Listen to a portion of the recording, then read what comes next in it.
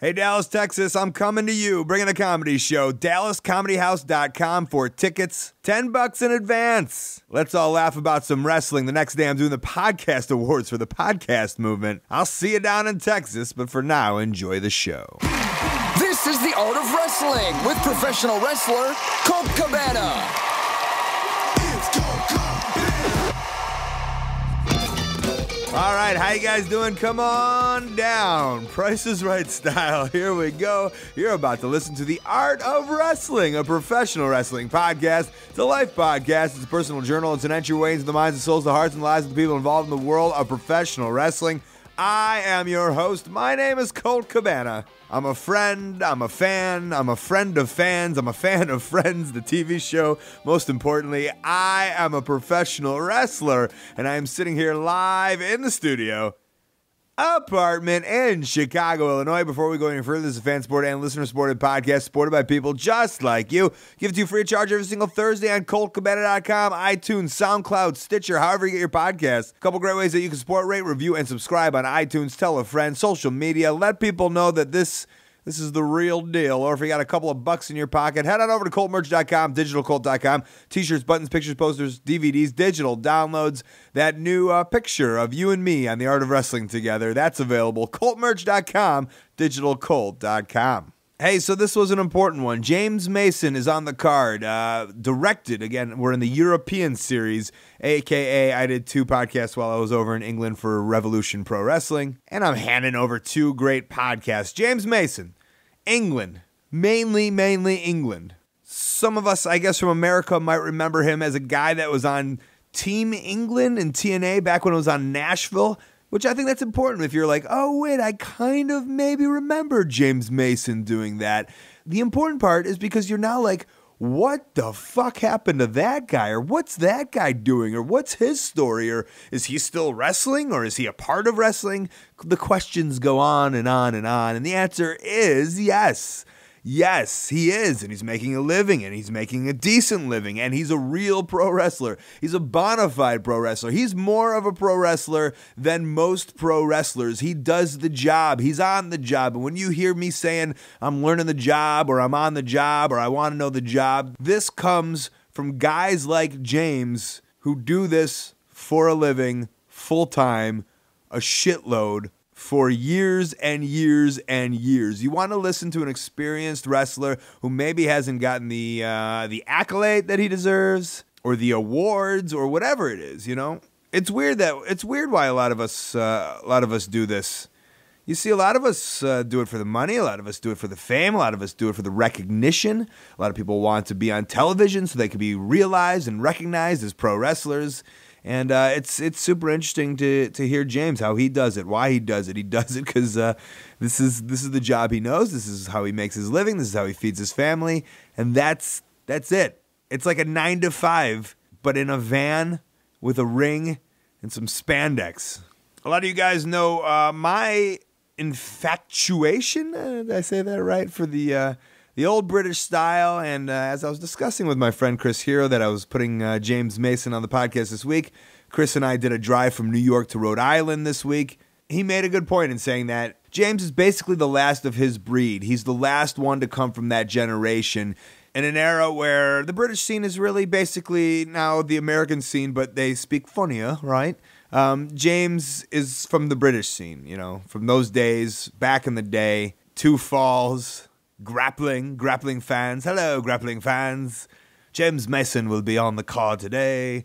That's James Mason, but he's my age. He's still young, so he's been doing this a long time, has picked it up from a lot of the legends that I love, that I, maybe watched DVDs, tapes, YouTube clips, and tried to be around people that learned from him. He learned firsthand from these guys. So please understand why I think this is an important one. And if you do, then I think you understand why this show is different and why I really enjoy doing this show, giving you an understanding of the whole spectrum of wrestling. It's not just televised wrestling.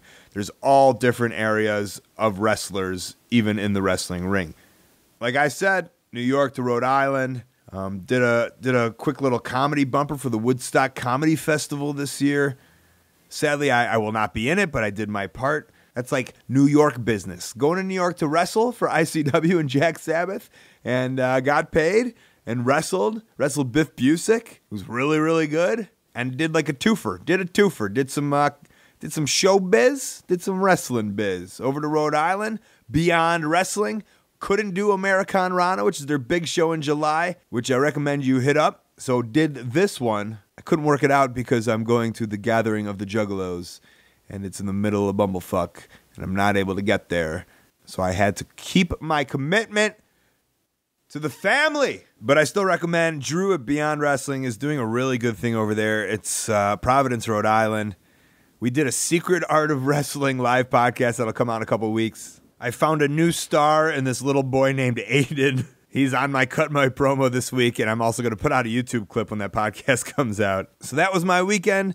This is the episode with James Mason. Hope you guys have a great 4th of July. I hope you're going to see some wrestling at a fair. I'm going to go do a show up in Upper Wisconsin, hopefully taking some fireworks while I'm at it. And I say we get on with the show. Song of the Week this week is brought to you by Suplex Apparel. And they're based out of the UK, although they ship worldwide. So it makes a lot of sense for you UK fans of James Mason. SuplexApparel.com is a clothing brand team of pro wrestlers, including Zack Sabre Jr., Prince Devitt, Dave Mastiff, Kyle O'Reilly, and more. Also the first female athlete, Gail Kim. They got a summer range. 2015 is out now. T-shirts, shorts, sunglasses, Suplex's first energy drink, and more. Pro wrestling focused clothing for wrestlers and fans alike. The song this week is the Boogie Woogie Man. Boogie Woogie Man's like an old school wrestler. He's still basically doing it. I see him being the exact same as James Mason. So I invite you to enjoy him singing He's Got What It Takes. This was the B-side of his album. Not much of a song, but you could still feel it in your bones. Boogie Woogie Man getting down. Enjoy. We'll be back with James Mason. Mexico, this ball is swollen, climb the wall. Old time Jubilee, blood's gonna flow like wine.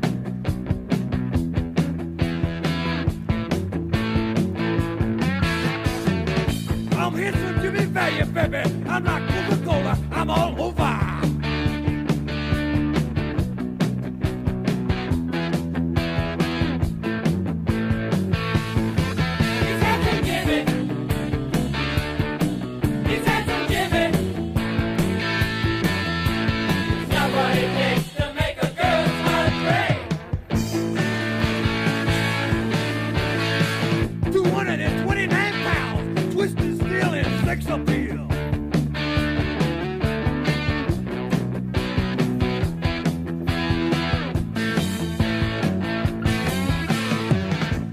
Imitated but never duplicated.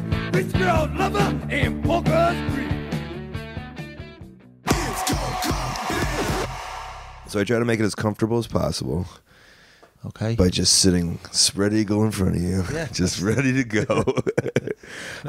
Yeah, it is a chat. Okay. Just a conversation, however you want to take it. This goes wherever you want. I was kind of... Has this started then? This is starting. Okay, well, yeah. Let's go. Yeah, you want to move up a little? Sorry, Yeah, sure. You're kind of far away from me. I feel we should be a little more intimate. It is. It does feel very intimate, this, but I'm okay with it. Is the weather okay? Yeah, this is good for us. It was a little hot. It's good for you in England. This is our average summer. This is as good as we get it, really. Yeah, middle of June, and it's not scorching yet. No, well, I think we had a couple of days this week. I burnt me back a bit, but they did what? I burnt me head. I burnt me head a bit. As well. You did I always forget the creamy head. That's the problem. When you lose your hair, you forget those things. I was kind of intrigued. So, you said that you.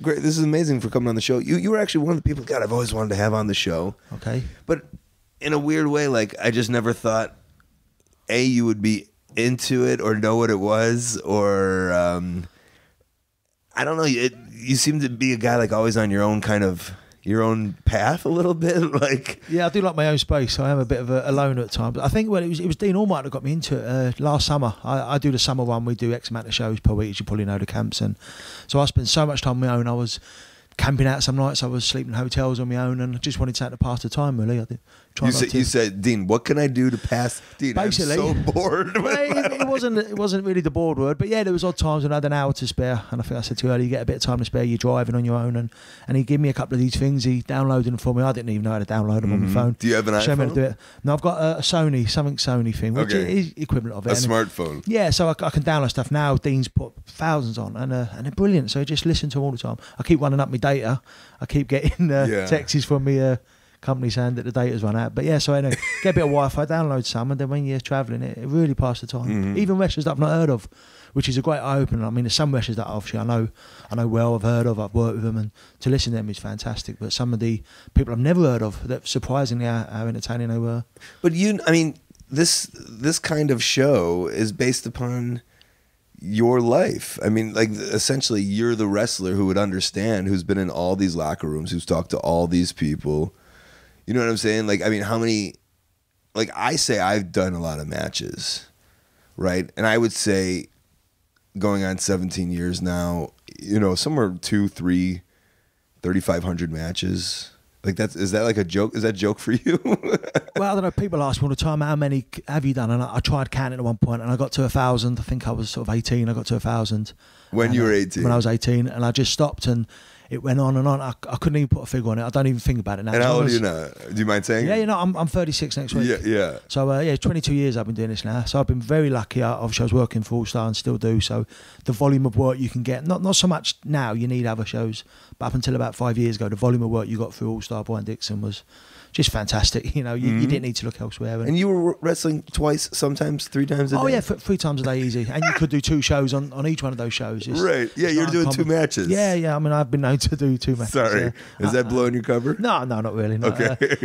I just need not need the money. I like money, and I want to do this. This is my career. This is my living. I don't do anything else, so I'll do anything. I'll go anywhere. How many matches a year would you say? Again, it's like 300 a year. Oh yeah, easy. Yeah, easy. Maybe more. For the past 22. Easy. Yeah, for the past 22 years, and there was probably the first 10 years. It would have been maybe 500 matches. Fuck. Easy. That's so amazing. Yeah, and it's just so in those. That's what I'm saying. Like, the people you've met. You know what I'm saying? Just think about all the. Well, yeah, I've just been so lucky. I mean, I used to write down sort of people who was at the shows and that, and it just, the list got too many. And I've been so blessed, but the people I'm into, maybe other people are not so much into, which, and then it's good, obviously, listen to your show, and then I hear about other people that I've not really heard of. So then I go away and I sort of, Google's amazing. You can find out what you want about YouTube, things like that. So I'm looking at different people that I never thought. I was so stuck in the past. Had to be Big Daddy, had to be John Haystack, had to be Steve Gray, and then all of a sudden you hear about these new age wrestlers, and there's some fantastic wrestlers about. Yeah, well, like I don't want to make this a thing on you, because, like, you say stuck in the past, and there's kind of like this. James, you have this weird like tint on you where it's so weird that you have like, how would I say it, like an old school aura or what? Or probably because you were brought in by these guys, right?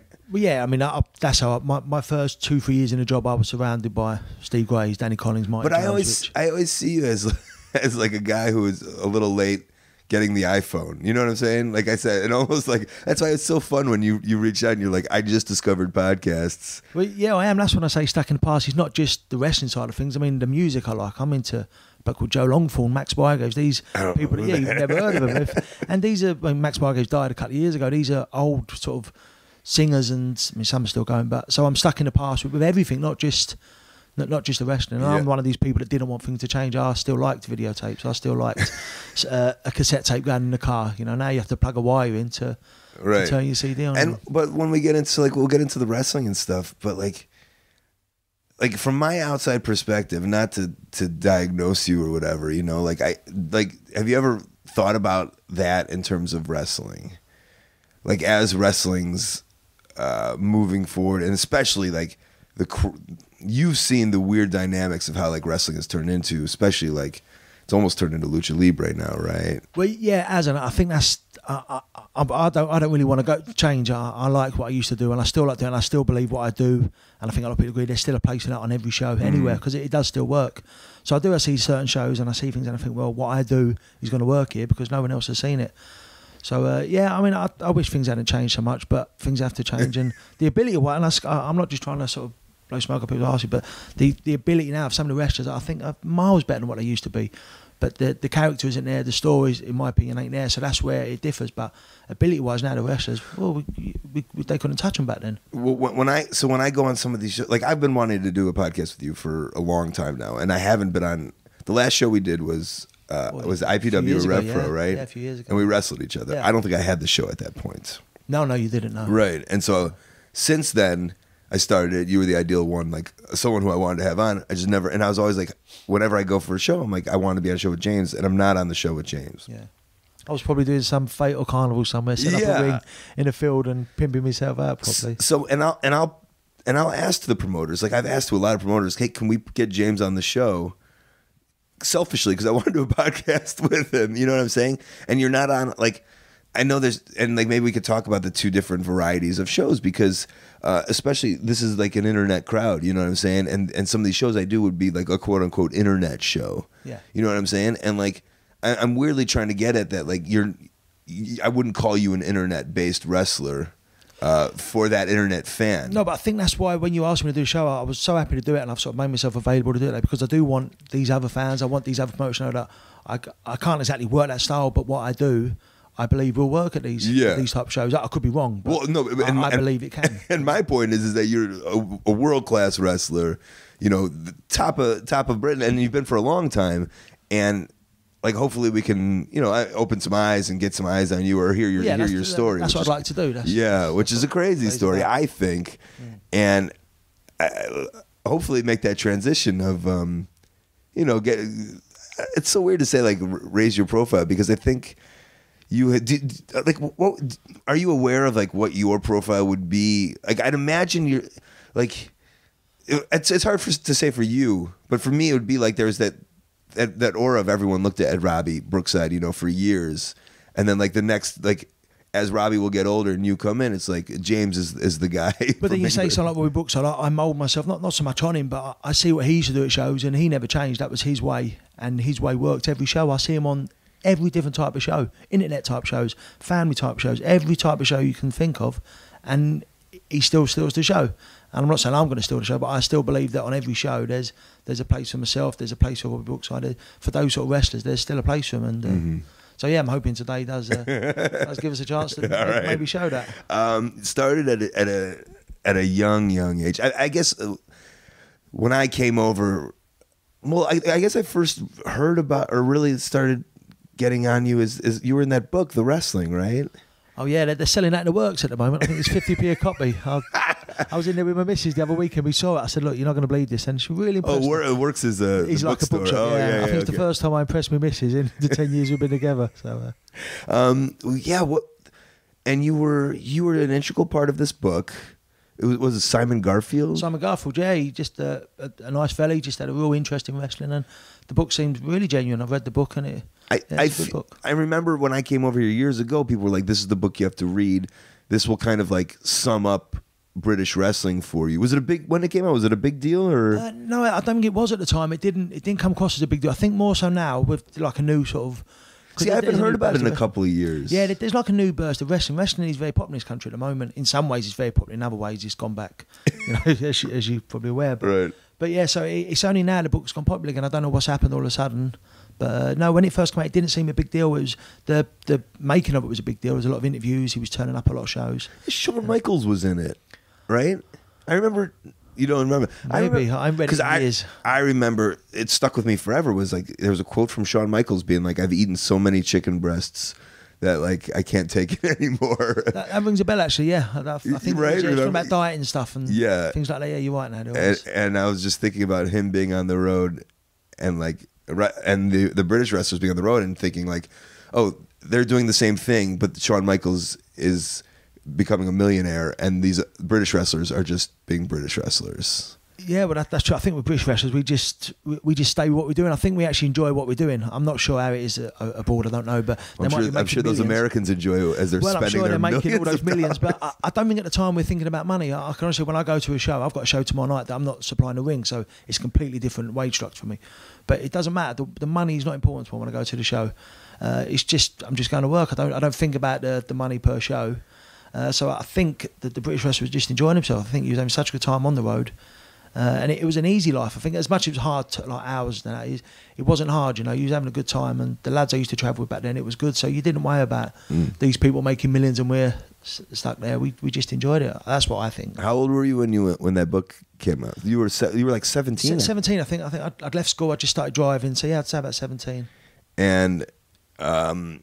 And so you were like portrayed as the young kid in the book. I think at the time, yeah, there was other than I say maybe Roy Knight, there was no other youngsters that had come in at that time that made any sort of mark and was getting regular work. There was other youngsters coming. Who were the youngsters? You and Roy Knight? Well, I think I've got about a year on Roy. I thought we were the same age. He told me the other week that he's a bit younger than me, which I'm still not convinced. Could be a lot, yeah. I think so.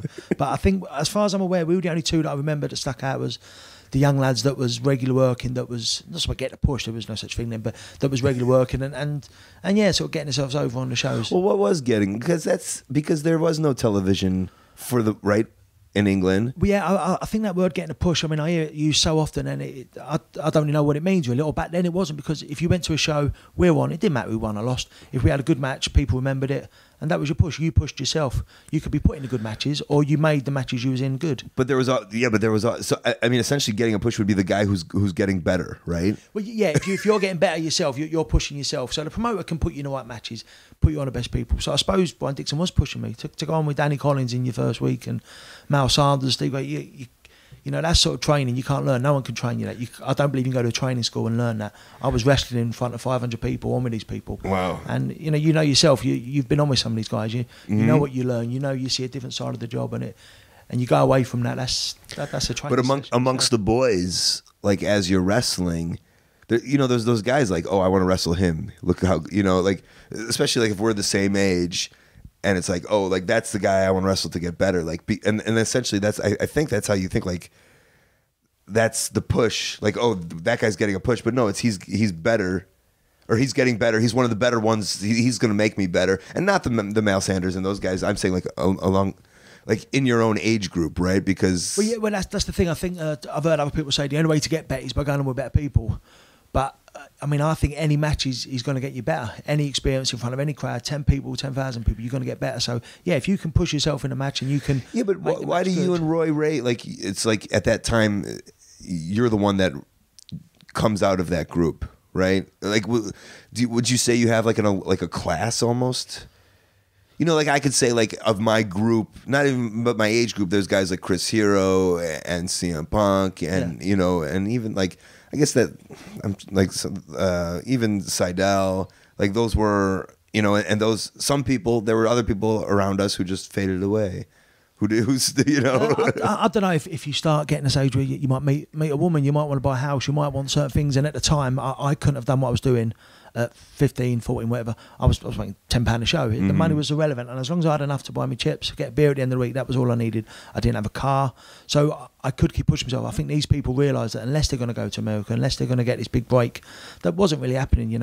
Now there's a bit more chance to get a break, but back then it was. I don't know how you did it. So almost you were dumb enough or young enough. Perfect. But now obviously I bought the ring a few years ago, so that's my big money maker. So I'm lucky I can still do this as a living. But I needed some. When I got to about 25, I thought I need to stop this now because I'm not making the money. I don't really want to go to America. I hadn't got that aspiration to go there, so I needed to make more money. So I bought a ring, and that was my money maker. Mm-hmm. But back then, the money wasn't an issue. As long as I was out every night, £10 a job, it was irrelevant. You noticed a lot of those guys starting to. So in England, almost at that time, it was I'm not getting to America. I'm not getting famous. I better start a life. So, yeah. I think after a few years, they went at it, and some were good, some great. But I think they knew this was their top they were going to get. They might have got one little trip to Japan. They might have gone somewhere, but that was as good as it was going to be. So yeah, they just phased out, and I think they still do some now and again. But maybe I just loved it that little bit more. But I've tried having time off. I can't. I'm stuck. How to get out? You have tried to get out. Well, not really tried to get out. I had a couple of months off once. Oh God, I was miserable. If I have a week now where I'm off, or my missus hates me, she's kicking me out of the house. I need to be out every weekend. I need to be. I struggle on the 5 days I might be off. Really? Yeah, it's just you hate it when you're in it, but you like. There's something about maybe it. You don't even hate it. I don't know. You have to a little bit. No, but there's times when you get to a show. Sometimes you'll be at a show and it's a great bunch of lads, and you're there, you got your boots on, and it's such a nuisance having to get in the ring. That's got in the way of the actual match. It's like, but then the second you get in it, you love it and everything's worth it. But I just need that. No, I'm going away on Friday morning. I'm coming back on Sunday night. I've got my bag. I'm in my van. I'm in the car, and I'm going to be working. It makes you feel like a man. It's. I have that same feeling sometimes. It's just like I'm like. It's just a nice feeling to know that, and I'm glad you said it. And I'm glad that like I know it's still a real thing. Is like sometimes it's fuck like I'm even getting dressed or whatever. But the second, just being in that ring is it's still so much fun. I don't know what the crowd is. I'm on with some people. And I thought, I'm not looking forward to this one. I'm cringing. I'm sure you've had it yourself, but you get in there and it's just I believe I've got something with a crowd where I'm a little bit different. So maybe I smile a bit more, or I just involve them a bit more. And so because of that, it just feels warm. Well, I mean, I could tell you what it's 10,000 matches is what they say 10,000 hours. Maslow's or whatever it is. I don't know. Yeah, maybe that's what it is. But when you're in there, you don't think, well, I've had X amount of matches, so I'm going to do it this way. You just go out and I believe I can fill a crowd. I believe I can. And I think that's what's made me actually enjoy the matches like more and more every time. Maybe confidence. Yeah, you're complete confidence. And I see lads that go on with it. I've seen them at training schools and they could tie me in knots. I tell you, these trainees could tie me in knots with moves they know. But when they get in the ring, their heads are down and it's like watching paint dry and it's so frustrating to see. And I go out there and I'm not saying I do nothing, but I do what I need to do. And reaction-wise, and I still like reaction. I'm not bothered if I get this move in, if I get that. It's not important. I want to get reaction. And so you have to realize that. I mean, that's. I was talking about this with another wrestler. Like this, it's the psychology. It's the art of it. I mean, and even though like it's, like you say, you don't have a lot of moves, but like you've realized how to paint the picture, however you paint it. Yeah, I think that so. Makes sense. That comes down to how many matches you have, and it's just feeling audience. That's why I don't want to talk about planning matches because I know some people do, some don't. But I couldn't plan a match if I tried. I can, because I can't remember stuff. And if that crowd ain't going for what we've arranged, I'm not doing it. And then the other person's going to be thrown off. And that's my way of thinking. I have to go and see what the crowd want, and I believe that's what gets you a good reaction. That's what stands you out from the rest of the. Which is a true throwback to the way. Like again, that's kind of talking about throwbacks to way you came up. So now you were what 14 when you started? Yeah, just after my 14th birthday when I had my first match, I was putting the rings up with an old referee, and I used to get in the ring just for 5 minutes in, and no one was giving me. I just get in and just learn how to fall and hit the ropes, and I was hurting myself. And Danny Collins one day just said, do it that way, you're gonna hurt yourself there, do it this way. And then someone else would say, Buster Blackie just showed me a little head mare and stuff, just little simple things. And then Brian Dixon said, what are you doing tomorrow night? And I said, well, why? And he said, who are you on? And I said, I'm not really ready. He said, you on, end of. And what year was this? This was 1993. This was July 29th, 1993. 93. Yeah. So there were no wrestling school, or there may have been, but it wasn't. You were just a young. You were just a young kid coming to wrestling. Yeah, just say 13 years of age. I was at a show with a friend, and the friend of mine, he went and asked the referee. He said, "Oh, you look like you're struggling there. Do you want to put in the ring up or take it?" Something happened. He was looking through the window. But was it this one show, or were you this kid coming to all the shows? Well, before that, from about the age of 7, my dad used to take me to all over the show, all countries, anywhere. It was they got to see our faces. We were probably the weird people that went everywhere. 3-4 nights a week, we'd go and watch shows. Didn't matter where they was. So, especially doing so many, you see these people now. You were You were those people. Yeah, you see now, right? That's right. So when I see these people, some of them I'm a bit weary of. I keep right, but some of them, that me and my dad's completely normal, and I believe I'm normal. And we were just people that generally enjoyed wrestling. So I see people like that now, and I make such a fuss of them. I go out or see them before the show. I might have a drink with them. Yeah. I really appreciate it because there's a special place in your heart for them. Absolutely, I imagine. Yeah, absolutely. Like I say, some I keep my distance. Right. But even then, I still think there's a time for them. But you got to be selective. You must. I melt. I mean, it's nice to hear. Like if I see a dad and a little cute kid, like it melts my heart. Yeah, it does. Yeah. I don't know if I was a cute kid, but yeah, that was me and my dad. And my dad, he'd do anything, and he still does. He really supported my mum as well. But my dad, he took me everywhere. It was. Was he a huge wrestler? Just he wasn't until he was about the age of 10, 11, and then I think he just switched off. He got to a point he'd had enough. He used to, back in sort of the Paul Lincoln days, he used to go to a lot of those shows, Dr. Death, and Max Ward. He really liked things like that. But then he got to about age 11. He said, "No, that's enough now." He phased out, and then I naturally sort of got into it, and he enjoyed it a bit. But if we'd go 4 or 5 nights a week, and then we'd start repeating matches and things like that. Wow. He would, so you think he went just because you started liking it? Well, yeah. I mean, that was why he took me. He knew that was all I was into. I was into nothing else. I weren't into sports. I wasn't into girls. I wasn't into anything. I just wanted to. But it wasn't on TV, was it? Yeah. It was on wrestling until. It was on TV. I think 89 it come off. But yeah, so I was watching it regular on TV, but I'd also go to the venues obviously fair. So you were still a kid when it was on World of Sport. Yeah, yeah, and I remember. Well, I remember certain matches. Who do you remember? I remember very well. Well, obviously, Big Daddy was everything. He was the one. I know people say, "Oh, he was this and that." As a kid, a 5, 6-year-old kid, he's the daddy. This is great to hear. You loved Big Daddy. Him and John Ace, they were larger than life, and Big Daddy was fantastic. I hear stories. Oh, he was this, he was that. I don't care. He was fantastic to watch. I one of the first shows I ever did for Max Crabtree. I was on the show with him. He looked right through me. I was nothing, I was sitting in the change room with him. He's got his towel across his lap. He's eating an orange, as they say, and he was, and he looked right through me. And I would have loved to have said something to him, but I heard stories, so I kept my distance. But he was fantastic. Don't let anyone say any different. To watch, he was fantastic. So in 1993, 1994. That he was on his downslide of his career at that point. And 93, he was just doing odd appearances, and so it's. I mean, essentially, that's you put that in like perspective. I mean, I've done that with so many guys, but it's just like, as an American, I don't. It'd be like for me to be on a show with Hulk Hogan in front of 200 people, right?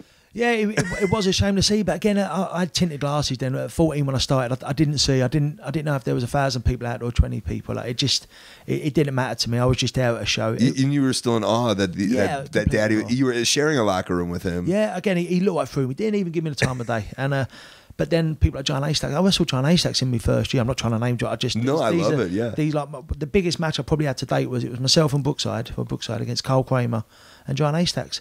I was barely 15. I mean, and my dad was sitting in the audience. It was a Hastings, a real good venue, and it was just amazing to watch these people. And they like John Haystack, he was scary, and he was the ultimate villain. Mm-hmm. And then to be on with these people and sort of to travel with them and to meet them, it was fantastic. Why do you say that was your biggest match? Just because it was real. I think because my dad was there, and I told my dad I was on. He didn't know who I was on with.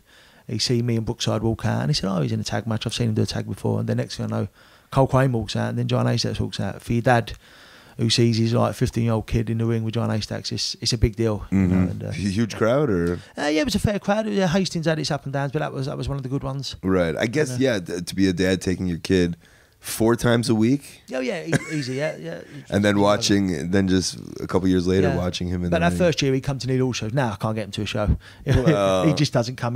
He if say a Mouse Arnold is on, Steve Gray, he'll still come. He likes the older guys. Yeah, it's not. But I think he knows them, so he has a chat with them, and he had a bit of a social side to it. But yeah, no, the wrestling now he just sees it differently. He's stuck in the past. So you're helping out with the ring, you're rolling around, you do a couple of bits and bops, and then all of a sudden Dixon goes, "Oh, you're a full-time wrestler now." Well, pretty much, yeah. I did that one, and I don't remember. I was on with Darren Walsh. He was very young then, but I'd say he looked after me. It was good. I don't remember much of it, but it was obviously like John Harris, who was the MC at the time. He named me, and he was the first one there, and he went away and obviously told Dixon. Look, Dixon weren't there, and said this lad did all right. And yeah, what did you wear? Oh, I had a black running leotard. Come up, it was like a polo neck on me, terrible, and a pair of amateur wrestling boots. And knee pads that just covered my whole legs because someone said you've got to wear knee pads. Knowing you were going to wrestle? Well, yeah, I knew the day before. I always had my amateur boots with me all the time. The bloke I was doing the rings with, he said always have some sort of gear because you never know what'll happen. Someone might not turn up. So I always had a sort of kit bag, but it wasn't really convenient. I wrestled in that for about 2-3 weeks. And then I thought, no, I'll look at it. I need to change this. So then, where do you go to get an outfit? Well, there was a place in Epping that was selling wrestling boots. So yeah, nice pair of wrestling boots. Still got them now, red, white, and blue boots. Yeah, and I looked all right. It was like a store that you. No, it wasn't a store. It was just it was R&B. You put Richard Bishop, who does them in Northampton. He bought them from him, and there was a place that used to make wrestling boots. They still do, actually. Is that the one with the flag on it? That's the one, yeah. Right. I don't think they're as good as they used to be. They used to be real good quality. They're a bit hit and miss now. Right, when I was everyone, was that almost like a, if you had that little flag from those guys, that was like, hey, you're a wrestler. It was almost like a status thing. I don't know if the flag meant anything. I think that's just what was. I think any shoes you made had that flag on. But back then you did have to have boots. I mean, I was at a show yesterday. The only pair of boots were my boots, and they was in my bag. I didn't get them out there. People just don't wear boots now, and I still believe. I think Brody still always says, if you're a carpenter, you got an hammer and a saw. If it's one of your tools for your trade, and you need it. So I do get bugged when people don't. That's why my little pet hates them. I don't know if you're watching now, but it must drive you wild. Yeah, it does wind me up a bit because boots ain't cheap. My singlets ain't cheap. But I mean, on American television now, like the new thing, and it's weird because I have the same almost romanticism with it of a guys in boots and trunks, and it's like on WWE on television. half the main events are in jeans and shirts. So if they're doing it, it's who are we to say, well, it's not right? And yeah, I mean, but we are someone to say that. But like, I almost fight with like, I guess it's right. Like, I want to be like, no, like, come on, let's show wrestling. It's I don't know. It's hard for me sometimes. Like, I don't let it wind me up. No, but it could do. That's what I mean. You see little things. It just niggles you a bit. But yeah, you got to go with it. And I say, if the main federation are doing it, what? Who are you to say? I mean, even you have got a right to say something, but you can't change nothing, and their opinion's always going to be bigger. So right. There's a few little patties. I got a patty about pinfalls. God, it drives me mad. I watch these wrestlers do these pinfalls where they're laying on the back, and they get your leg, and they're laying across your belly. But you're not pinning the shoulders. And then I watch on the WE, and they're all doing it. And right. Oh, it's one of the little. So I'm getting on a rant here. These little patties that bug me, and I think, well, who am I to say it when that's what they're doing over there? And you see it on telly every day, so they see it on the telly, so why is my opinion any better? Mm-hmm. But I'm just saying, if you're pinning someone, you pin the shoulders. You keep the shoulders down, otherwise, if you can't lift your arm up, you're practically dead. Mm-hmm. But anyway, let's get on the same girl. She'll get me going here. No, I like it. I mean, and it's weird because you're the traveling circus, and Thanks. Yeah. No, but we are. That's right. That's what it is, really. I mean, that's what you are. That's showbiz. You're in the same business.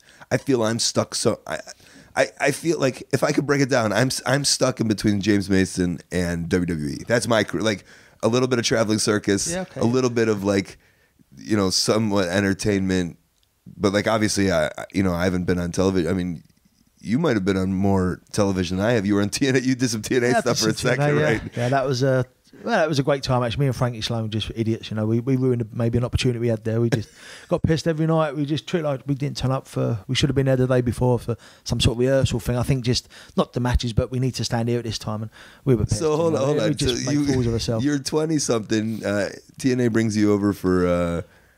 What was it, the World Cup? Yeah, but I think the annoying thing for all of us, we was at a show in Chester on Saturday, and Rob booked something. He said, "Hey, do you want to go to Nashville on Monday?" Well, why? And then it was so out of the blue. So yeah, we go. We weren't ready. We just got our bags and went. And so you didn't even see it as a big opportunity. Well, no, we just saw it as a couple of weeks away. And I knew Frankie Sloan, but I wasn't great friends with him. You obviously know Frankie. And what a character. And so I had 2 weeks away. It was lovely hot sunshine. We had a lovely hotel. We got an allowance every day. We got paid nice money. We got a hire car to go and enjoy. So it was brilliant. And Robbie Diamond was out training every day. Dean was, well, I don't know what Dean was doing, but we had such a great time with Frankie, but we just ruined it. They were never going to ask us back. I think the matches were fine. I think we did exactly what we needed to do, but I think they wanted extra things from us, and we didn't, But it's funny, like it's almost, I'm assuming that like your mindset was, I know what my job is. It's going on these. It's running around all of England. So like this is a little break, but it was a little bonus, and I think you go to stuff like that. I'm so prepared. You go that, and it's only a one-off thing, and because I've never pushed for stuff, and maybe I've got the sort of look thereafter, so I never expect anyone else to come with it. So if I get one trip, I will see that as a bonus. So I thought, well, I'm in Nashville, I'm getting paid decent money, I'm gonna bloody enjoy myself, and I did, and come back with no money, but it just didn't matter. That's one of those trips ain't gonna happen again. And I had one Canada once with Brody Steele.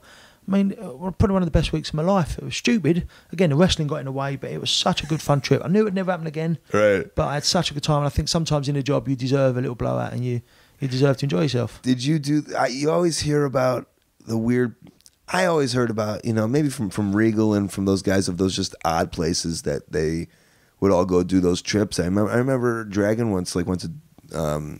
I think we talked about it with him, like Dubai or somewhere, Yeah, there was some stuff with Christian Eckstein. He was getting some good jobs at the time, but him and Tony Sinclair had a little fallout. I was on all the shows from him and Tony Sinclair for I don't know why, and then I never got a job for Eckstein again. Now Tony's back running. I'm on every job, which I'm pleased to say. Okay, I mean, have you done the weird islands and the weird? Yeah, I've had some real weird island trips. Again, some great times in Ireland. That was Warwick Williams. Island. Sorry. Did you say something? You thought I said Ireland. Ireland, yeah. I said island. England. Island. ISLAND. Oh, sorry. Early morning. And well, no, not really. I mean, I've done all the British islands, things like that, which, I mean, some of them are a bit weird, especially the Scottish ones. But no, I haven't had sort of that many weird trips. I think the thing with myself is a lot of trips were booked months in advance. And as much as I probably could have gone, I was so committed with Brian as a financial thing, it just didn't make sense to go. Really, looking back, I probably should have gone. Mm-hmm. I could have had extra trips in there. But yeah, I have missed out on a few trips. One real big one that I kicked myself. I got the contract indoors, and Which one was that? Sang in Japan. I saw a copy of the contract, which I should have gone, and I was with someone at the time, and they thought it was best not to go. You know, there's a certain little regrets like that. Well, you did Michinoku. I did, yeah. I had a good few trips in Michinoku. That was good, really good. I don't know what happened to the company after that. I think they're still going, but not. Right. The scale was, but no, that was amazing, like culture shock. And I remember, and so I think you came. I don't know if you know, like I think you've come up with Chris Hero. There was a story of our friend Shirley Doe had these Michinoku tapes, and you showed up on them. Yeah, no, have you heard that story? Yeah, there's a few tapes floating around and that. Yeah, and I heard Chris Hero was talking about it once. Yeah, and he was just like almost amazed by like the weird British style. But the thing what was lucky over there, I remember one trip I went with Chad, and I felt really sorry for Chad. We were doing a tag thing. Collier? Chad Collier, he was my tag partner, and he had to do the crazy stuff. Every night his head was just cabbage, you know, taking it all in. He just paced up and down, what we're going to do. And I had to get in, just take your wrist, taking it. Oh, it was so easy. And I was getting all the big cheers because they take my wrist, and you take my wrist, I can do the smoothest reversal ever. I can only do one. I don't know what to do anymore, Yeah. but they wanted one every night, and I did it perfect. I remember one night I did a drop kick from the middle rope, and I got called in and said, we don't want you doing drop kicks, we don't. And I said, are you serious yet? No, just do what you're doing. So it was so easy, but it made me look $1 million. So anyone saw those tapes, they think, wow, this, because they kept me doing exactly what I did best. They had everyone else that could do this, but poor Chad, if you ask, he'd probably tell you, he was running all over the place. He was taking everything, doing everything, and I just take it in. So he was trying to adapt to that crazy Japanese style. No, not really. I if you think will. that's what they wanted him to do, because he can do it. But Right. It was a lot to take in, and then my bit come in, they take me wrist and I nip up. It was lovely. But you were like the quintessential. You were the English guy, yeah. Yeah. That's what they wanted. Which I assumed that's what they liked. That's exactly what. Who was your contact over? Was it Brian? Because I remember like hearing that, like Brian. Well, he was an agent for it. I don't know what he actually. I think they just contacted him. But again, another trip, I had to contact Brian. I said, "Am I going to Japan next week?" He said, "Oh, hold on a minute." He come back an hour later. He said, "Oh, yeah, you are." So I knew nothing about it. But yeah, he was the agent. And I had a few. But somebody said, "We want this guy," or somebody said, "Can you send me a good British guy?" Well, I think something come up. I was doing some work for Ian McGregor, and he put me in touch with a bloke called Jeff Kay, who taught me loads in the job. I don't know if you know anything of him. An old referee, fantastic. Yeah, I mean, I don't know if Chris Gray and and Tommy. That's it. They were trained by him. Yeah. And he's brilliant. And by doing that, I got a couple of jobs in Germany and that, and I think that was how my name got about a little bit. So I'm not saying it was all down to McGregor, but I think by getting in touch with this Jeff Kay, it just opened a couple of little doors for us. And so yeah. Was there ever any Japanese guys that came over? Or? Yeah, there was a few. I mean, they all come over on tours before, like the ones in Michinoku. That's what I'm saying. Did you work with those guys? Yeah, well, I was on shows, but there's no connection there. I mean, some lads when they're there, they make a beeline for them. Yes. Them, and I've never been like that. And, you're not a beeline guy. No. I keep myself out of the way. I always say hello, but yeah, I keep myself out of the way. So maybe I should be more make a beeline. Maybe I should get in. You are who you are, right? Yeah, but there are times, and now with the internet, it's easy to make yourself a bit more accessible. Which I've got to learn how to use it probably one day, because I could be opening doors there. But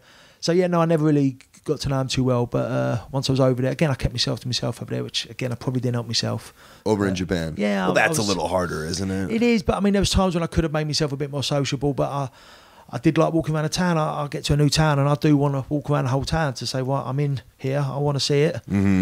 So I did my own thing a lot, but I believe the shows were fantastic, you know, even on a small scale that someone was. You know, some might be in front of 50 people, and then on the weekend ones, you was in front of X amount of thousands. It was amazing. Who did you like? Was there guys that you liked wrestling over there? A bloke called Men's Tayu. Yeah. I had some great matches. I really enjoyed working. But certain people got me. Even like I did matches with Sasuke, and I think, oh, we're not going to work. We're not going to do it. He just got me. He got exactly what I did, and he fantastic work. Any of them, everyone I wrestled over there. I remember Jinsei. I wrestled him on the second night. Terrified. I looked at this. He's like a big freak, really, a massive bloke, a big scar on his head. Hakushi? Is that what he was called? Jinsei over there. But he has the tattoos, I think. Yeah. And I wrestled him the second night. I thought, oh, I don't know if I'm ready for this. I wrestled Robbie on the first night, Brookside. Perfect. Wow, that's fantastic. You know, because we did what we do every night. Second night I was on with him. Oh, and I really got worried. Not that I thought he was going to hurt me or anything. I just thought, well, what do I do? What if this kicks off or something? You know, I can handle myself a bit, but this bloke's he just looked a tough bloke. You know what I mean? Which and it was brilliant. You know, and, doesn't it say something like? When you're good, you know, like when you're a good wrestler, and because I'll do the same thing as like, oh, we're not going to match on, and this guy won't. But like, if you're a good wrestler, you just know how to do it with somebody. But yeah, that's exactly right. So I've heard Regal's podcast, and he was saying about, you know, if you take my arm, you know what to do. You do it. It don't matter if you gel or not. If you can work, you can work, and it's so true. And I know it's true because I've worked with people that can't work. You know, I believe I can wrestle that broom. I can have a match with a broom as long as the broom don't try and think. I cannot get a match out of them. It's when someone who thinks they can work and they can't. It's hard, you know. Well, give me a situation where you've had, maybe something comes to mind where, and I'm sure you've done it a million times. It's just where you're like, oh, like I'm gonna make chicken shit, or I'm gonna make chicken salad out of chicken shit. Yeah, well, yeah. I mean, we don't need to say names, but yeah, there's so many times you go with someone and you just know as soon as you link up with, because you have a little chat with them, blah blah blah. Yeah, you link up. That's it. Forget it. You know, everything we've just spoke about. Forget it. This is going to be hard, and so you just got to hope that you can mould him into where you want to go. And I can go in with some people who's new, and you basically say, "Right, turn around there, stand in that corner, wait there, do this, do that." And if they do it, you believe you come out, and I believe the match is good enough, and no one knows how green he was or how good I was, stuff like that. But then now and again, they've got an idea in their head, and it's not ready, it's not the right time, and it's hard to control it sometimes. But just got to. I mean, I've had like matches with guys where they're just so young and so awful, and it's like, to me, it's like the greatest challenge. I feel it's really putting, like, if Brody says like, "Hey, you're a carpenter," it's like, how good of a carpenter are you? Well, yeah, it's like, how good of like, here's your challenge. I'm giving you this awful wrestler. Not like the world is. Here's this awful wrestler. Let's see if people can like leave being completely entertained. But then that's a real sense of achievement, because I've done it going with some awful wrestlers who've been in the job 5 minutes and I'm not saying they've listened, but they've been relaxed. I mean, that's the big key. You relax in the ring, you're halfway there. That's such a big thing. But these people are so tense, and you think if you just relax, take a breath, we can get through this. But sometimes they don't. I mean, my biggest myth is when you go on with someone, again, no names mentioned, you go with someone who's been in the job 10, 20 years, you think, well, it was bloody awful. It was terrible. How can it be that bad? That's happened 10 times in the job. I've gone with people that. But then sometimes I'll say that, and then I step back and I go, well, maybe I'm the one. You start doubting yourself, yeah. I mean, I think my biggest problem is I'm on with you tonight. Let's say, well, no, you're back. I'm on with this fellow. I don't know who he is. Now I'll avoid him until 5 minutes before we go on, because I don't need to talk about it. I don't want to go through it because it's just going to cabbage me head. I can't remember it. So I avoid him, and the more I'm avoiding that person, the more that person's getting anxious. It's driving them crazy, of course. I've got to meet them halfway. I've either got to my 6:30, look, we're on at 8, just relax, we'll have a little chat later, blah, blah, blah. But I'm still stuck in the thing where I can turn up. I think the first time I worked you, I was at another show, I turned up late. We obviously chatted, introduced ourselves, but we just went out and did it. And that's the proof that if you can work, you can work. You don't need this big. Some matches do. There's some hype it needs, and I get that sort of match, but I'm not normally placed in a match. So I think I've got to meet these people halfway and say, I don't go through a million things, but we will have a chat, and I will try and relax them a bit. And so kind of because you're doing a specific type of show, and I think that's and I want you to kind of explain. I mean, not explain, but I mean, you do so many shows, right? That they're all just kind of shows. Well, yeah, I'm trying to get to a point now where I think I turn up at a show and I do it, and I don't want it to be a nothing show. I want every show not to mean something, because it can't, but the amount of times I turn up at a show and I'm just waiting, let's just get out of the way, and get the ring down and go home. It's like you think, I want to blink and get this week out of the way because I've got a bigger show next week. And so I'm trying to make things so every show I do, even if I'm on with him or him, I want to make it count. I want it to try and mean something to us. So yeah, there's just so many shows, and it is hard to make. Is it different between, because obviously you said you're doing your own thing, but besides Brian, you were with the All Star Wrestling for so long, and I guess if you can kind of like explain, like it's like he had his setup shows, and you do the Butlins camps, and then he also had his hall shows. Yeah, he's got a hall show, but you've done halls and his Butlins camps. He's got a set routine. It's a sort of set formula, normally 5 matches, and it is a set thing. England, America, yay boo, get the crowd reaction, and I'm so used to that, and I enjoy it. But it's kind of like a traveling. You're travelling circle, because set it up, set it down, next town. Set it up, set it up, then next town. I think with the Brian thing, it's got a bit of professionalism about him. It's got a bit of presentation about it, because we're doing good venues. That's the key. You do community halls. We do venues where it's just a ring in the middle of an open room. It's a bit dead. But so he's got a good presentation, good setup, and that because of the venues itself. But it has to feel. It just has to be a weird feeling that like it's like a never-ending thing, because there is no TV. Right, I mean, at least these guys on TV, like they do the loops, and then they get to do a TV. Yeah, the aim of but I think it's just a living. It's just a living. It's basically living. Every time I get in the car, win my kit bag, and go do a show, that saves me getting a proper job where I've got to go and stack shelves. I've got to drive a car for someone, or I've got to go and sit in an office. I'm so thankful for 22 years. I've never had to do that, and I'm hoping it carries on. I'm making a decent living. I've got I've got everything a normal person has, so I'm happy. And so that's what I see it as. I'm not aiming for anything. I've not got a big goal. There's certain things I'd still like to do, but actually, I'm just making a living and a nice living. So after, let's say, 30. Let's say you do 30 years on the job. Well, I want to do more than that. Well, fuck it. That's 8 years away. People keep saying your nearly career's over. No chance. Yeah, but I mean, I'm saying if anyone does 30 years on the job, then they deserve that Rolex and that vacation forever, right? But it seems like the way in England it's always been, especially the routine that you've picked, is that once that 30 years is over, it's almost like, okay, I got to get another job. Well, yeah, some do. Let's say if you were to stop at 30, I understand you want to wrestle till you're 70. Yeah, I'll do it, and I'm going to try. If I've got to put something over my face to cover the wrinkles, I'm going to try. And there's a wrestler called Barry Douglas, brilliant wrestler. And I wrestled him like towards the end of his career, and he wrestled as Bull Blitzer in a mask. And I thought, well, this is brilliant. That's what I want to be. I'm not inspired by Barry Douglas, but he was good, and he's wrestling really at age, and that's good. So that's another story. But I want to keep wrestling. But these wrestlers, after they get 30 years in, I don't think they can go and get a normal job. I don't think they're ever going to be contented. I mean, I speak to Mal Sanders regular, and he's not miserable. He's got a great life now, but he just remembers how good wrestling was and how much fun he had. And so now he stops. He still does the odd show, but he ain't got that life on the road. He hasn't got that social side he used to have. And it's hard. He said it's really hard to adapt. You know? Do you worry that that's going to be? Oh, really worry. Yeah. Really do you look for? Like, hey, like, what do you do to keep yourself sane? Or is he like, it's all shit now?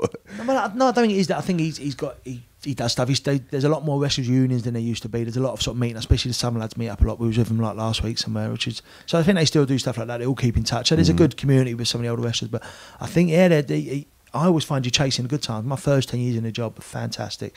My early trips to Germany and that were just brilliant. And so you're always chasing those good times, and you always think, well, they might just come back. So you don't want to leave it, and you don't want to miss your show. If I stay in the rest of the day, I know what's going to happen. It's going to be nice. I spend time with the kids, but I know what's going to happen. If I go out to work or I go out, something might happen. Something exciting might happen. I don't know what. So, and I think that's the thing in the job. If you stop the job and get out of it and go to a proper job, you're just thinking what you're missing. Yeah. You might be missing nothing, but in your head, that's a big worry of mine. Once I become, and even as I get old, and tell me, even as you get, because we're about the same age, so as we get older in wrestling, the locker rooms, the younger kids, and it's almost like, oh, am I like not friends with these guys anymore? Am I out of touch? I think that's why. I'm coming across a bit of a loner. I'm not a loner. I do enjoy certain lads' companies. I'm all over them. But yeah, I think now because the locker rooms have changed so much, and a lot of shows do other than the All-Star shows. I don't actually know the lads too well. I say hello, shake hands, but that's pretty much where it ends. So I do keep myself to myself, and I've just got very little in common with certain wrestlers. I feel it's important, and that's why I don't know. Having a crew is always important. So yeah, doing the jobs that's got to drive you. It'd have to drive me a little bit crazy. Like you have to make friends, but it's weird, like to try to like force yourself to make friends. But wrestling locker rooms is like, that's what you do, right? Yeah, and some you just gel. I mean, I do a lot of shows at the moment for a Welsh wrestling company, Alan Ravenall, and the locker room to me is the best locker rooms I've ever been in. They're just fantastic. The Welsh, they're a weird sight, especially the South Welsh. But I've never met people like them. But they're just great people, and I really thoroughly enjoy it. I enjoy the shows, and the shows are at a good standard. But I just thoroughly enjoy the company. We have a bit of a social side. One of the wrestlers, me and Tommy Dean, he's my son's godfather. Don't know why I did that, If you meet him, you'll pull me up one day and ask me why I've done it. But they're just such great people, I thoroughly enjoy the company, and so that's my little bonus when I go work for them. The shows are good again, but it's just a nice show, social side. The other shows I do, the social side has gone a bit. It's still sort of there, but I don't push for it to be like it used to. But you're it's not driving you crazy. It's just down to the next town, do the ring. Yeah, no, I'm fine about it because again, I'm making a living. If I weren't making a living, I think if I was just turning up to wrestle, making X amount, which I used to, I think it would be. Maybe this isn't for me anymore. So I can accept not having as much fun as I used to because I'm making. You always say to yourself, "This is my job." I'm making okay, so explain to me, kind of as we're winding down here. Explain to me the loop. I mean, like a week for you, if you will. Well, it's all open at the moment. This is a weird week. I've got one in a circus tent tomorrow in Leeds, and then so what? You'll take the van with the ring? No, tomorrow's just wrestling. Okay, I'm travelling with Little Legs, travelling with my little dwarf mate. We're going up there together. So we do that on Tuesday. Friday we got one for Full Start Gravesend. Saturday Basingstoke, and then Sunday Coventry. So it's actually a good weekend. 4 jobs this week. That's a real good week. Okay. Following week I'm on holiday, and then the following week it's all back against the weekend. So at the moment it's pretty much Friday, Saturday, Sundays. So you're doing Friday, Saturday. So you have a normal life. Well, yeah. At the moment I do. Like come the summer, I go away for 6 weeks. I won't come home at all for 6 weeks. Come like middle of July, and then it's all seasonal. Brian's very busy October. October, February, March are crazy busy. And those are during the week. Yeah, that can be pretty much full time then. So you're doing sometimes like you'll. What's the most jobs you've done? Ring job or I don't know. Well, in the summer camp this year we're looking at 11 shows a week. That's ring up, ring down 11 times. Wrestle maybe once, twice. So that's the summer. That goes on for 6 weeks. So, and who's putting the ring up with you? Well, we've got the whole team doing it. It's like the holiday camp. We do the Haven camps, which is a smaller version of Butlins. Right. And so yeah, we do that. But if you have so you're doing all-star stuff. Yeah, during the summer. Yeah. But if you have the ring, because I remember who was Undertaker? Fake Undertaker. Yeah, Dave, Jake, Klondike Jake's son. Yeah. I remember he had a ring, right? I remember he had a ring. He was doing the ring and doing the ring jobs, and he was getting paid 6 times more than I was, right? Yeah, I could believe that. And not that I was mad, but I was like, that's when it first hit me, like, oh, yeah, this guy's a genius. Like, well, I think he realised as well he had no aspirations of going anywhere, and he was not at the sort of level. He knew what he was good at. Yeah. And so they went and bought a ring. They thought, that's how we're going to make money. And I thought that 10 years but ago. he did the ring by himself, maybe with one other person. Well, I do it at the hall shows. All the shows this week, the weekend, I'll do them on my own. You'll just put the ring up by yourself. Yeah, so just over an hour to do it. It's just a big jigsaw. You get there, you put your headphones in, put one of these podcasts on, you might put a Joe Longthorne on, boom, you're gone. Hour later it's done. Then you go to the pub, have your dinner, and come back work and take it down and go home. It's. I mean, for the young wrestlers that are on here, like I remember like being when there was like only 8 people to put up the ring. I'd be like, fuck, there's only 8 guys. You know, like this is gonna take forever. But I mean, the ring I've got, I'm very lucky with the ring I've got. It's just say a big jigsaw. It's quite heavy, but it goes together easy. There's no fiddling about, no nuts and bolts. You got the routine down. And sometimes people helping is the right hindrance. That's what I was gonna say. It must be a godsend when they come and help you. Well, yeah, not always. Or are they in the way of your I like them jigsaw? to lift the stuff in. Once it's all lifted in, I want them to go. I don't want to look at them. I just need them gone because it's a set thing. I like to do myself. Taking it down, I want all hands on deck. Because I want to get home. Right. So it's just something you do. It's just part of the job, and I've completely. I don't enjoy it. Don't get me wrong. I don't enjoy the ring side of it, but I know that's my bread and butter. Mm-hmm. That's what means I can keep doing it and provide for my family. Wow. So, do you have what's the family? I've got 2 kids. I've got Frank Hughes 3.5 and Darlene, who's 1.5. Wow. And I've got my missus Nikki. I've got my 2 dogs, Dolly and Dixie, and we just bought 2 rabbits this week as well. Congratulations. So yeah, no, life's brilliant. You know, I love life. We've got our own house, things like that. Yeah, we've got a lovely life. Yeah, won't change for the world. And this is amazing. she supports the job. She doesn't get involved. She don't question when I want to nip out and to come and. Was she a wrestling fan? No, not in the slightest. Which again's perfect. That's the right way. She might come to the show in the hometown, but she's not interested. No, which is good. She don't want to talk about it. She don't want to watch it, and I like that really. But she knows that's your work. Yeah, but I'd like her sometimes to sort of be, because sometimes you get home from a show and it's been a good show, you know, it's sort of quite brilliant. And you want to tell someone and nothing, you know. Kids need feeding. See, bottles need cleaning. That's the weird. That's the driving alone part that like can do your head. You know, like that's where like how important a crew is. Well, yeah, because you can have that bit of chat, and so there are times like that. So I get home, and especially on a Sunday afternoon show, you get home at 7 o'clock, and she's there, and it's just I've had the kids all weekend. They're yours now, but I've been like a star this weekend. Oh, you should have seen me this afternoon. I won the Rumble. Oh, it was brilliant, and nothing, you know, nothing at all. Like to real life. Yeah, and it's a fun, but. My kids are amazing, and my dogs, they're just my life. So that brings you back to reality, and that shows you reality is all really good. Yeah. So. Are you on the internet? Well, so I'm on Facebook, but it's just looking at what goes on. I don't really put comments on. I don't really get involved so much. But yes, I'm on there. But Twitter, I mean, I'd love to find out how it all works, because I think I'm missing out on so much about it, but I know nothing about it. So no, not on Twitter. I've got an email address. Yeah, what's that? It's jamesxmason@yahoo.com. God, I feel if I introduced you to Twitter, it'd be a whole new world for you. Instagram, you'd be looking at pictures all day, man. You'd love it. Yeah, no, you maybe right. My phone can do it. Or we've got a lovely internet connection at home. We've got the computer all set up. We've got my phone there. And all the time I've got to spare. It'd probably be ideal, but no, I can do a text. It's a great time waster, which I feel you would. You're putting up the ring, and that's it. You know, you're done. You got a couple hours to spare. Yeah, you can just sit and look at vines all day, and yeah, I'm sure you're right. I do like YouTube though. I'm always googling stuff. I love it, especially YouTube. So brilliant. So I'm always googling stuff there. That pass a bit of time, but yeah, no, I'm stuck in the past, but I still like the past, and I think I'll gradually move with it. I can put an attachment to an email now. I've learned that and stuff like that. But anything a bit more extreme than do you want to set up a Twitter for this before this goes out, or is? Well, I might ask someone about doing it. I might have to speak to Dean again. Okay, I'll tell you what. I mean, we'll put this out if it doesn't happen. Whenever you put up your Twitter, I'll let my audience know. Okay. And right. Dean will set it up, Yeah, and then yeah. we'll have Dean on this show too. Yeah. Have him. I'd like to have him on also. Yeah, no, Dean's a good lad. Yeah, he is, and cool, man. So that's it.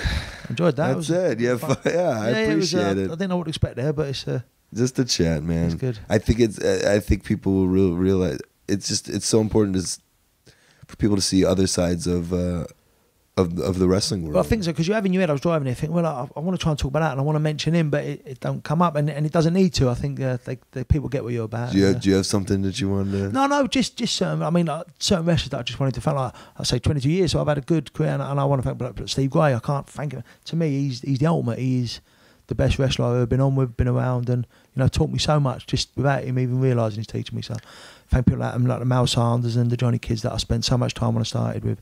And these were like real good people to us. So yeah, just want to say thanks to them.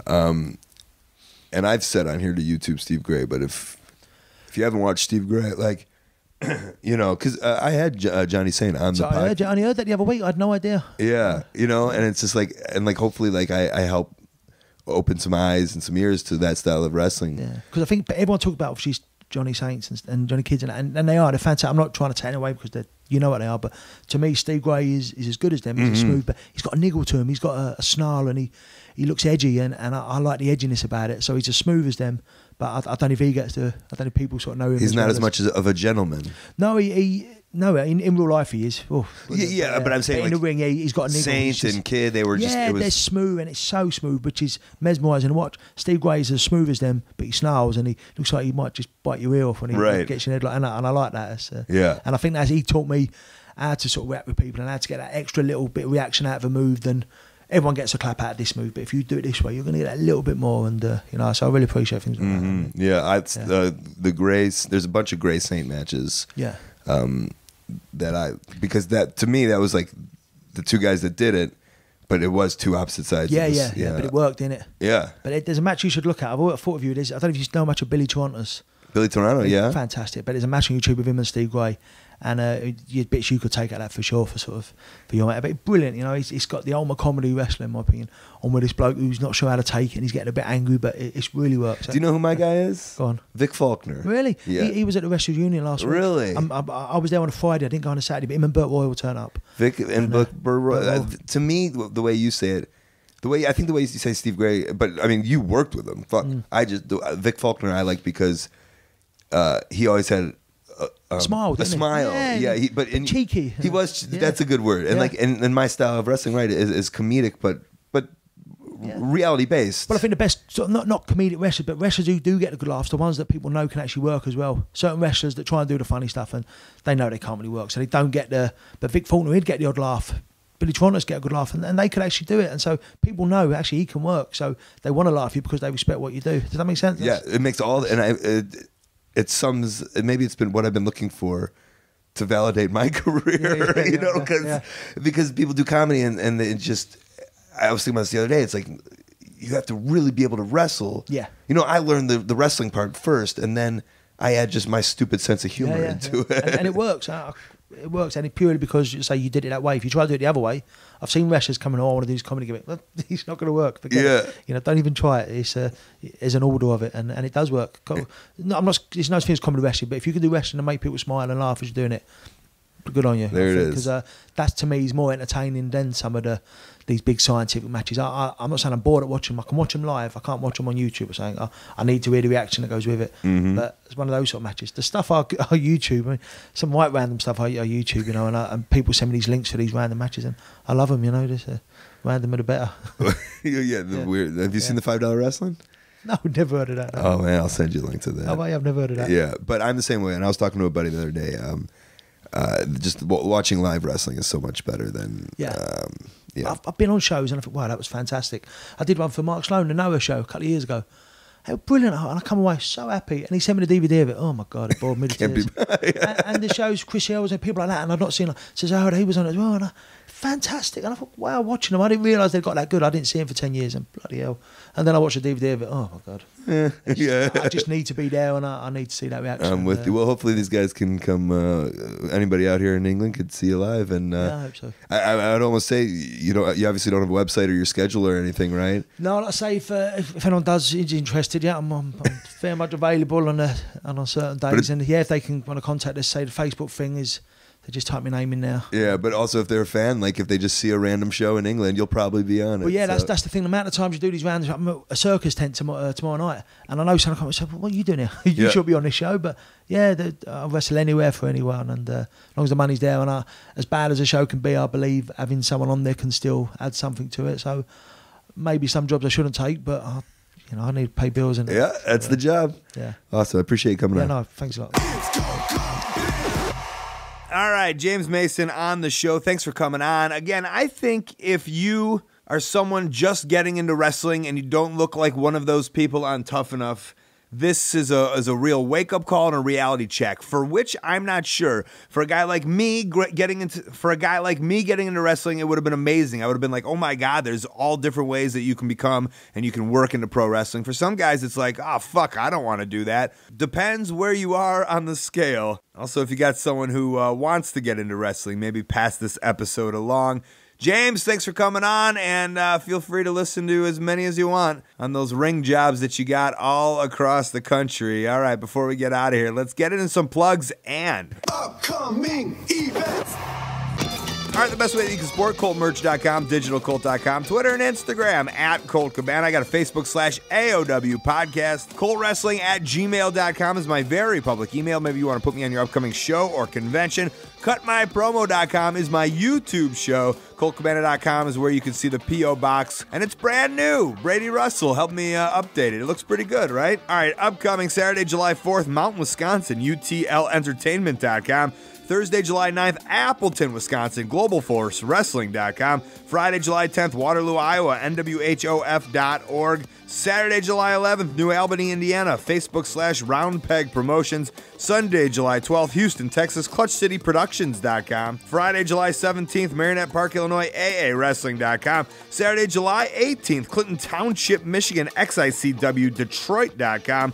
July 25th and 26th, Gathering of the Juggalos, JuggaloGathering.com in Thornville, Ohio. Thursday, July 30th, Dallas, Texas. Doing That Comedy Show, DallasComedyHouse.com. Also, Friday, July 31st, PodcastMovement.com. I'm hosting the Podcast Awards.